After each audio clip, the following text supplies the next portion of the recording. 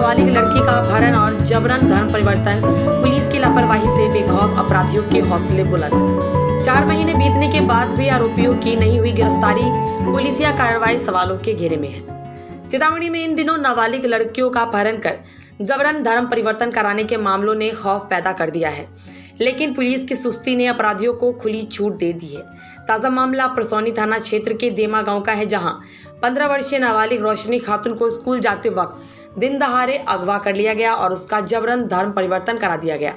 पीड़िता की दादी द्वारा दर्ज एफआईआर में बताया गया कि 9 मई की सुबह करीब 10 बजे रोशनी खातून Balha girls high school Parsauni जा रही थी, तभी रास्ते से उसे उठा लिया गया। आरोप है कि रीगा थाना क्षेत्र के चौटाही गांव के रहने वाले मिट्ठू, रोशन और पप्पू ने साजिश रचकर रोशनी को गाड़ी में डालकर अगवा किया। कुछ दिनों बाद पता चला कि उसका जबरन धर्म परिवर्तन भी करवा दिया गया है।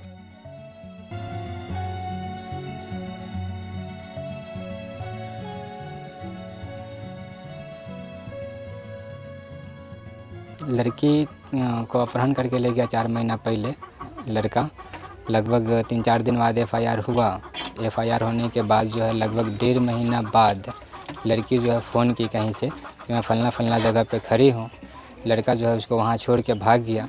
फिर लड़की को हम लोग लेके थाना में पहुँचे और थाना में मतलब उसको थाना में जमा करने के बाद थाना जो है 64 का बयान करवाया। बयान करवाने के बाद जो है फिर लड़की को हम लोग घर लेके आ गए। घर लेके आने के बाद जो है उसको क्या कहते हैं, अभी तक के लड़का का कोई गिरफ्तारी वगैरह नहीं हुआ है और गिरफ्तारी के न होने के साथ साथ जो है लड़का बार फ़ोन करके हम लोगों को धमकी भी देता है। पीड़ित बेहद गरीब परिवार से संबंध रखते हैं और रोशनी के पिता की पहले ही मौत हो चुकी है। मां गूंगी बहरी है। 4 महीने गुजर चुके हैं, लेकिन परसौनी पुलिस की कार्रवाई सिर्फ दिखावा ही साबित हुई है। ना तो अब तक कोई आरोपी गिरफ्तार हुआ और न ही पीड़ित परिवार को इंसाफ मिला है। अपराधियों के हौसले इतने बुलंद हैं कि वे पीड़ित परिवार को जान से मारने की धमकियां दे रहे हैं। बावजूद इसके पुलिस के कानों पर जूं तक नहीं रेंग रही। ऐसा लगता है कि सीतामढ़ी में नाबालिग लड़कियों का अपहरण और धर्म परिवर्तन कोई अपराध ही नहीं है। पीड़ित परिवार दर दर भटक रहा है, लेकिन न्याय की उम्मीद धुंधली होती नजर आ रही है। रोशनी के भाई मोहम्मद तौकीर ने सीतामढ़ी एसपी मनोज कुमार तिवारी से गुहार लगाई है कि उनकी बहन और परिवार की जान माल की सुरक्षा की जाए और दोषियों को जल्द से जल्द गिरफ्तार किया जाए।